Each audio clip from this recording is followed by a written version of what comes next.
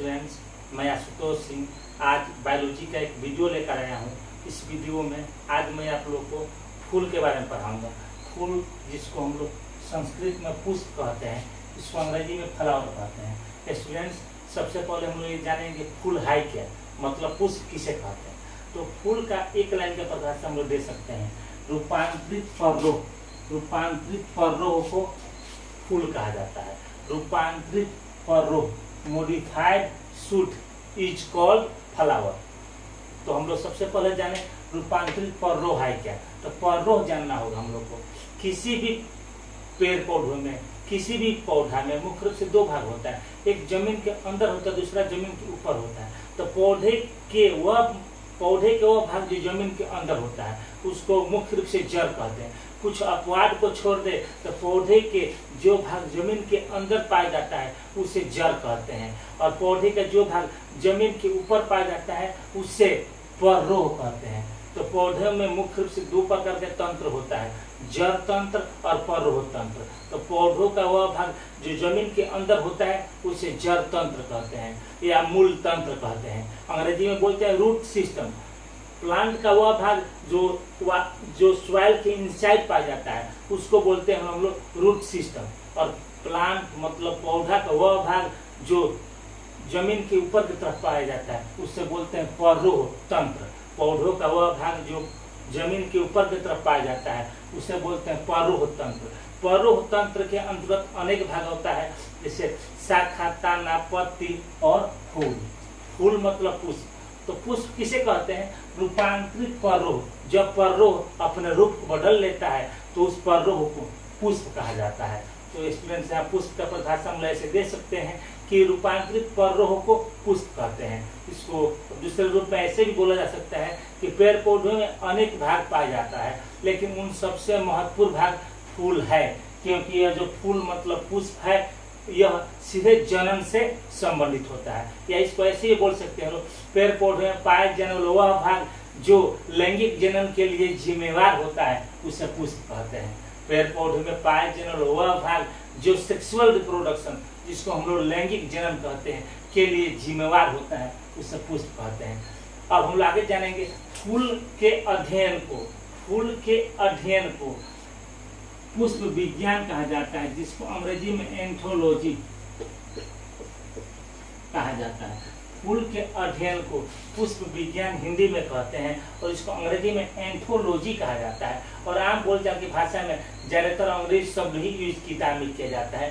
फूल का अध्ययन एंथोलॉजी कहलाता है तथा फूल अर्थात पुष्प का खेती करना फ्लोरिकल्चर कहलाता है। पुष्प का खेती करना फ्लोरिकल्चर कहलाता है, जिसको पुष्प कृषि भी कह सकते हैं हिंदी में। फूल का खेती करना फ्लोरिकल्चर कहलाता है और फूल के अध्ययन को एंथोलॉजी कहते हैं। स्टूडेंट्स, यहाँ पर पूर्ण रूप से बात क्लियर हो गया कि पुष्प का खेती करना फ्लोरिकल्चर कहलाता है और फूल का अध्ययन एंथोलॉजी कहलाता है। अगर हम लोग बात करें फूल के बारे में, तो फूल जिसको हम लोग पुष्प कहते हैं, पुष्प मुख्य रूप से दो प्रकार का होता है, पूर्ण पुष्प, अपूर्ण पुष्प। वैसा पुष्प जिसमें चारों भाग पाया जाता है उसे पूर्ण पुष्प कहते हैं। वैसा पुष्प जिसमें चारों भाग में से कोई एक या दो भाग नहीं पाया जाता है उसको अपूर्ण पुष्प कहते हैं। तो हम लोग जो यहाँ पर जो चित्र बना है, जो डायग्राम बना है पुष्प का, फ्लावर का, इस पुष्प में जो डायग्राम बना है उसमें लिखा गया है यह एक पूर्ण पुष्प है।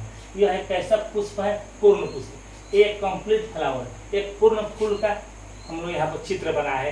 तो एक पूर्ण फूल में चार भाग पाया जाता है। एक पूर्ण फूल में मुख्य रूप से चार भाग पाया जाता है। वैसा पुष्प जिसमें चार भाग पाए जाते हैं उससे पूर्ण फूल कहते हैं। वैसा पुष्प जिसमें चार भाग में से कोई एक या दो भाग नहीं पाया जाता है उसे अपूर्ण फूल कहते हैं। पूर्ण फूल का सैकड़ों एग्जाम्पल है, जैसे अड़हुल, धतूरा, ये सभी पूर्ण फूल है। इन सभी फूलों में चार भाग होता है। चार भाग यहाँ पर लिखा गया है, बाह्य दलपुंज, पुमंग, जयानी, कैलिक्स, कोरोला, एंड्रोसियम, डायनोसियम। ये फूल के चार भाग हैं और इन चारों भाग में से अगर कोई एक या दो भाग किसी फूल में नहीं पाया जाएगा तो उस फूल को अपूर्ण फूल कहते हैं। जैसे हम लोग बात करें तार, जिसको पाम बोलते हैं, खजूर, पपीता, ये सब जितने भी प्लांट हैं ये सभी प्लांट के फूल अपूर्ण होते हैं, क्योंकि ये फूल जो होते हैं इसमें अगर किसी तार के पौधे के फूल में या पपीता के पौधे के फूल में नर भाग है, मतलब पुमंग है, तो उसमें जयांग नहीं रहता है, जयांग रहता है तो पुमंग नहीं होता है। इसलिए कहा जा सकता है अपूर्ण फूल एकलिंगी होता है। अपूर्ण फूल मतलब अपूर्ण पुष्प एकलिंगी होता है तथा पूर्ण पुष्प द्विलिंगी होता है।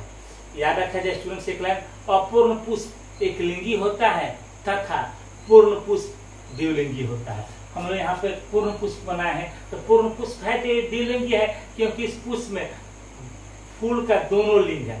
इस पुष्प में फ्लावर का दोनों सेक्स है, मेल एंड फीमेल, अर्थात नर भाग भी है और मादा भाग भी है। स्टूडेंट गौर किया जाए फूल के चारों भाग के बारे में, एक एक करके पढ़ेंगे। एक पूर्ण फूल में 4 भाग होता है, जो चित्र में दिखाया जा रहा है ये पूर्ण फूल है, इसमें 4 भाग है।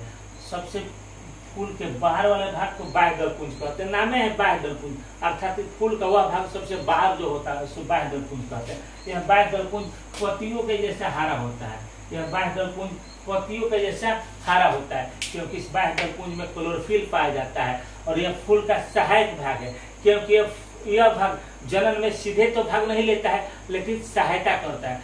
ये कैसे सहायता करता है? यह फूल का भाग हरा होता है तो यह प्रकाश संश्लेषण करने में अपना योगदान देता है, और प्रकाश संश्लेषण के द्वारा जो भोजन बनता है उस भोजन को अपने स्वयं तो लेता है और फूल के बाकी भाग को भी देता है। आगे देखा जाए, फूल का दूसरा भाग दलपुंज होता है। फूल के दूसरा भाग दलपुंज है, और यह जो दलपुंज है ना, यह फूल का रंगीन भाग है। तो फूल के रंगीन भाग को दलपुंज कहते हैं। मुख्य रूप से कौन रंग को छोड़कर, हरा रंग को छोड़कर फूल में जितने टाइप के रंग होते हैं, लाल, पीला, नीला, ब्लू, वो सभी फूल का भाग दलपुंज कहलाता है, जिसको अंग्रेजी में कोरोला बोलते हैं। फूल का तीसरा भाग पुमंग होता है। फूल का तीसरा भाग पुमंग होता है, यह फूल का नर भाग है। यह फूल का नर भाग है, मतलब मेल वाला पार्ट है। और यह पुमंग जो है यह फूल का आवश्यक भाग है, इसेंशियल पार्ट है, क्योंकि यह सीधे जनन में भाग लेता है, क्योंकि यह सीधे रिप्रोडक्शन में पार्टिसिपेट करता है। आगे जाना जाए, फूल के चौथा भाग का नाम जयांग है, और जयांग जो है यह फूल का मादा भाग है, फीमेल पार्ट है। जयांग फूल का मादा भाग है, जबकि पुमंग फूल का नर भाग है। पुमंग फूल का नर भाग है और जयांग फूल का मादा भाग है। एक पूर्ण पुष्प में 4 भाग होता है, बाह्य दलपुंज, दलपुंज, पुमंग, जयांग। इन चारों के बारे में हम लोग जान चुके हैं कि बाह्य दलपुंज हरा होता है, और बाह्य दलपुंज हरा होता है, और दलपुंज हरा रंग को छोड़कर जो भी रंग फूल में पाए जाते हैं वो सभी रंगीन भाग को दलपुंज कहते हैं। और पुमंग जो फूल का है वो तीसरा भाग है, यह फूल का नर भाग होता है, और जयांग फूल का मादा भाग होता है। आगे जाना जाए इन चारों भाग की इकाई के बारे में। इकाई मतलब एक होता है, बाह्य दलपुंज का एक भाग को सेपल कहते हैं, जिसको हम लोग हिंदी में अंकुरी कहते हैं। बाह्य दलपुंज के एक भाग को हम लोग सेपल कहते हैं, और बाह्य दलपुंज के एक भाग मतलब इकाई, बाह्य दलपुंज के एक भाग को सेपल कहते हैं, इसको हिंदी में अंकुरी कहा जाता है। दूसरा दलपुंज का, फूल का जो दूसरा भाग है दलपुंज, दलपुंज का इकाई को पेतल कहते हैं, दलपुंज की इकाई को पेतल कहते हैं, इसको हिंदी में पंखुरी कहते हैं। ये तो दोनों याद हो जाएगा। बाह्य दलपुंज की इकाई सेपल मतलब अंकुरी, और दलपुंज की इकाई पेतल मतलब पंखुरी। ये कहलाएगा अंकुरी, ये कहलाएगा पंखुरी।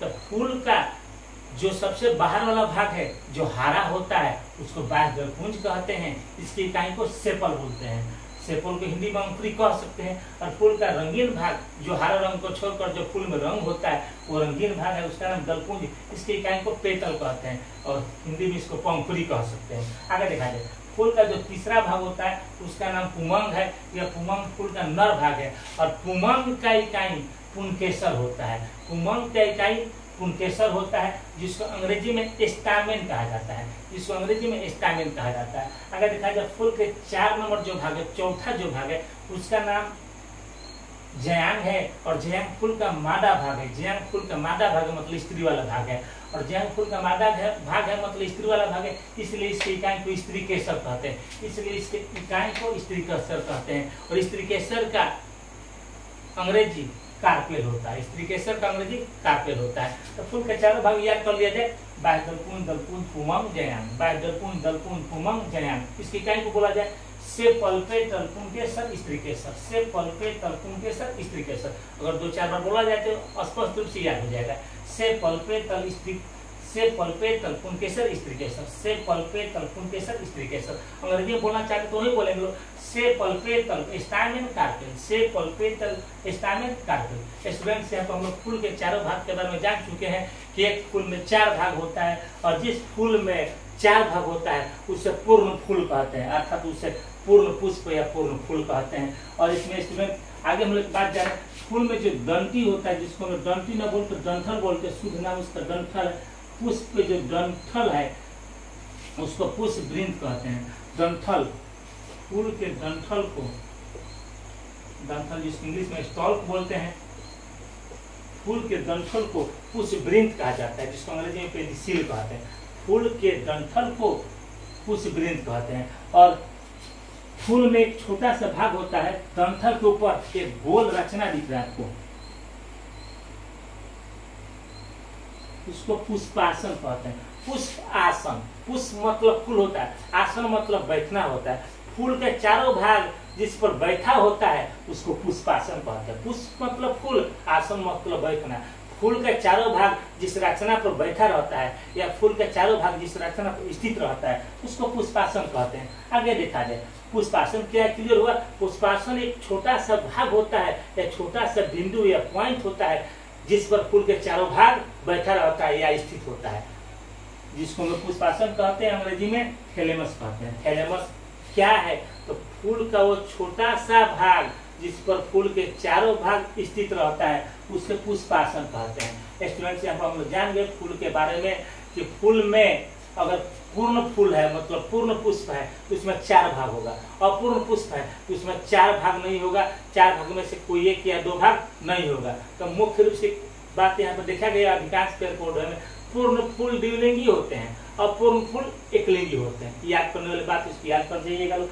अब आगे जाना जाए फूल में हम लोग मुख्य रूप से जरूरत है और जन्म के लिए बात करें तो फूल पेड़ पौधे का सबसे महत्वपूर्ण भाग है, सबको क्लियर है, क्योंकि यह सीधे जन्म से संबंधित होता है। फूल में जो शुरू वाले जो 2 भाग है ना, बाह्य दलपुंज, दलपुंज, यह फूल का सहायक भाग है, एसेसरी पार्ट है। यह फूल का सहायक भाग है, इसको अंग्रेजी में एसेसरी पार्ट बोलते हैं।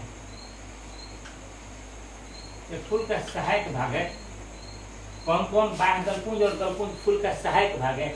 और पुमंग एवं जयान फूल का आवश्यक भाग है, इसको अंग्रेजी में इंसेंशियल पार्ट बोलते हैं। इंसेंशियल पार्ट बोलते हैं। तो फूल का वह भाग जो जन्म से संबंधित होता है उसे आवश्यक भाग बोलते हैं, इंसेंशियल पार्ट बोलते हैं। और फूल का वह भाग जो जन्म से संबंधित नहीं होता है उसे सहायक भाग बोलते हैं, अंग्रेजी में एसेसरी पार्ट बोलते हैं। तो सहायक भाग का उदाहरण क्या क्या होगा? बाह्य दलपुंज और दलपुंज। और फूल का वह भाग जो जन्म में सीधे भाग लेता है उसको बोलते हैं आवश्यक भाग, अंग्रेजी में इंसेंशियल पार्ट। और आवश्यक भाग का उदाहरण क्या होगा? एक होगा पुमंग, यह फूल का पुरुष वाला भाग है जिसको नर भी बोलते हैं, अंग्रेजी में मेल बोलते हैं। पुमंग फूल का पुरुष वाला भाग है, जयांग फूल का स्त्री वाला भाग है, मतलब फीमेल पार्ट है। स्टूडेंट यहाँ को हम लोग स्पष्ट रूप से जान चुके हैं तो पूर्ण रूप से फूल के बारे में अगले वीडियो में मतलब फूल के बारे में और विस्तृत रूप से पढ़ेंगे। Thank you.